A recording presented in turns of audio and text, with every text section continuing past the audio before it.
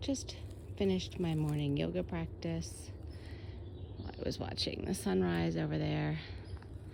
It's hard to see because it's a cloudy day. I'm going to have some coffee and some breakfast and then start out my day. I hope that it doesn't rain, but the forecast is calling for rain for the next 5 days or so. Still have some fresh food left. So this morning is bananas with my protein oatmeal and some walnuts. This afternoon I'll have an apple with peanut butter, probably on a wrap, or maybe tuna salad with guacamole. This is actually lasting pretty well. And then I have some oranges. So after that, I'll be down to no more fresh food, but it's been really nice to have, even though it's heavy. So I've been thinking a lot about what I want to show in some of my videos. And I know people complain that YouTubers just show the good and not the bad. And I think that that's true. I mean, when I'm videoing, I show you the really pretty areas, and I don't necessarily show the miles and miles and miles of just bare trees and leaves and nothing. There's a lot of that. In fact, someone said to me that 30% of the trail was awesome, 30% of the trail sucked, and 30% was just walking. That's not quite 100%, but who knows what the other 10 is. Anyway, and I was thinking about that when I did yoga this morning, because, you know, I say, hey, I did sunrise yoga and it's all great and look at the sun coming up and stuff. But the truth is, yoga outside is not the same as yoga in a studio. I'm limited to what I can do. There's generally sticks and stuff poking at me. I never get very rarely get a smooth surface. And oftentimes, if I want to do all the things, I end up covered in leaves. And they're in my hair, and they're on my fleece, and my face is in the leaves or the dirt. If it is mossy and nice, then it's usually damp, and so I get up and I'm wet. And you know, it's not it's not always amazing. And it is and it's not. If I had to pick, I'd probably pick doing yoga in a yoga studio. I like being around people, and I like, my practice is much better. But I also like yoga outside. And yeah, so the reality is that it's not always fabulous, and yet it's always fabulous. I don't know. It's just after 8. Can't seem to get on trail before 8, which is weird. I was hoping my pack would be lighter this morning, and although I know it is, because I ate like 2 pounds of food yesterday, it still feels heavy. The sun is poking through the trees. It's a cool morning, which I love. And I'm headed towards some meadows. One of the reasons I decided to stop for camp was that I did not want to go through the meadows with 80-degree weather and sun beaming on me with no coverage. But they will be pretty this morning. I saw this on Far Out. This is a museum. And although I don't really want to take the time to go see it, I think I ought to. Looks like an old barn.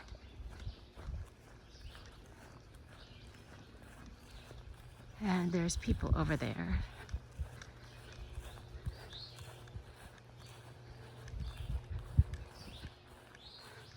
So this building says granary. And then there's a farmhouse. And This building over here, let's check that out. That's the root cellar.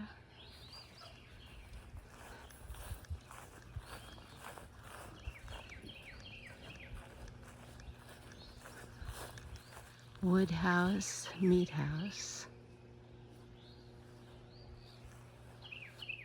So this is inside the museum. Look at that organ.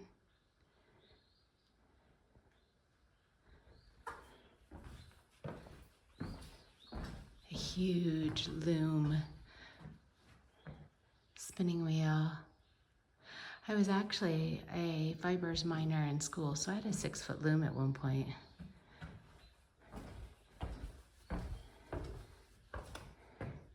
The dining area. Furniture is beautiful.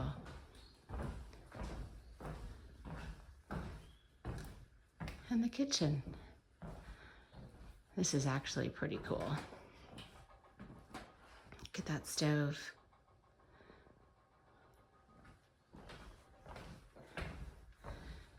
And the sewing machine in the dining area. There is an upstairs.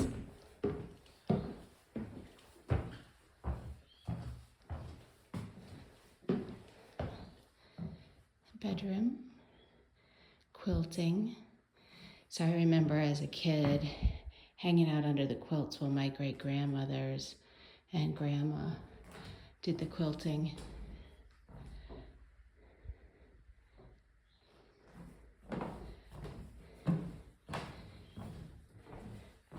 One last room with a little fireplace. That's cool. I'm glad I came in. There is a little stream. There's a barn back there. Another building there. This says corn crib and farm shop. I'm not sure what that is, but there's a bunch of plows. That's cool. I'm really glad I stopped. There was a caretaker there, and she said the building wasn't normally open, but for some reason she was in early this morning, so it was a nice opportunity for me. Okay, back to trail. Do you hear that buzzing? That's the power lines. Isn't that nuts?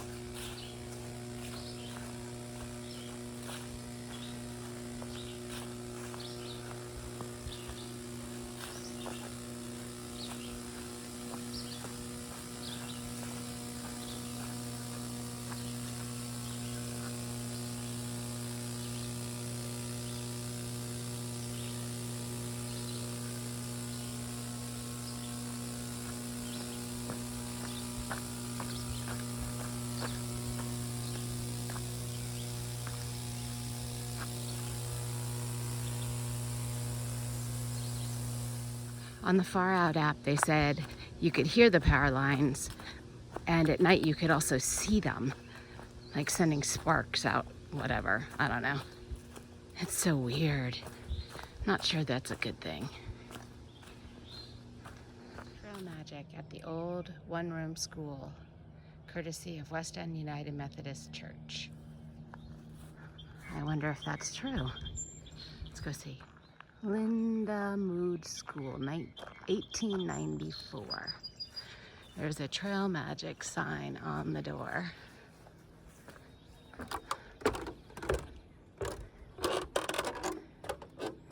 But the door is locked.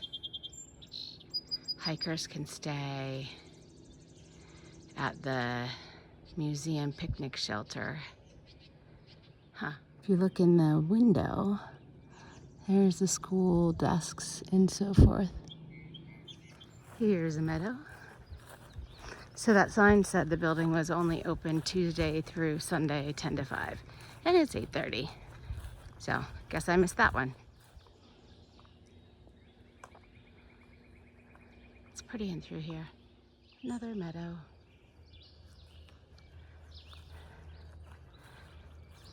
Only problem with going through meadows is wet grass. My shoes are wet. There's this amazing smell right now. And I think it's these, whatever, that are dropped on the trail. Coming from this tree.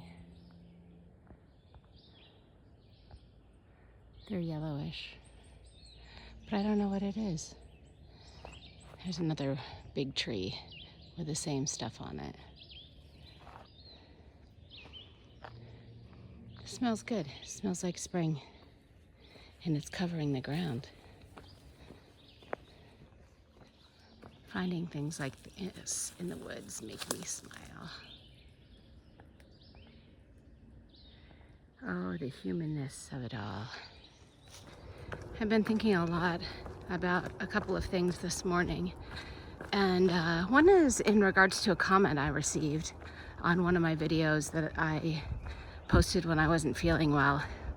And by the way, I read all the comments and I really appreciate them. I look forward to reading them.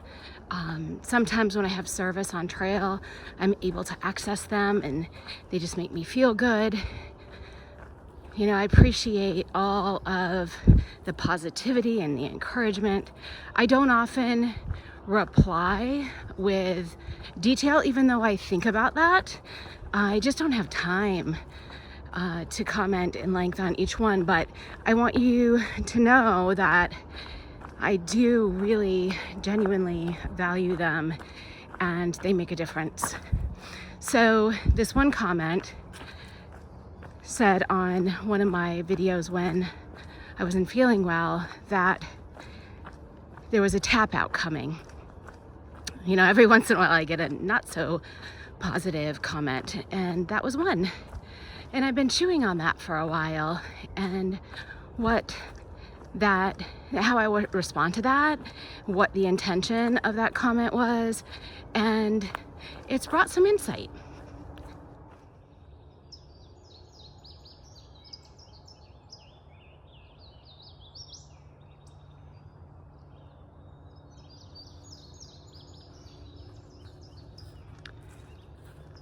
Regardless of the intention of the commenter, the phrase tap out brings some meaning to me personally. It's a phrase that I would use for giving up or unable to continue or overpowered, quitting, just can't. And if I ever choose to end this through hike in whatever way I choose, it won't be that. It would be a choice. It would be a decision that this is not fulfilling me. This is not giving me what I am out here to do. This is not bringing me joy. This is not fun. This is not meant for me. And so that was really actually, it was good. It was good to read because it helped me think. You know, it helped me process some of my thoughts and feelings. And so I'm grateful for that. I know that I won't tap out, but I may choose not to continue. But for the moment, I'm having a really good day.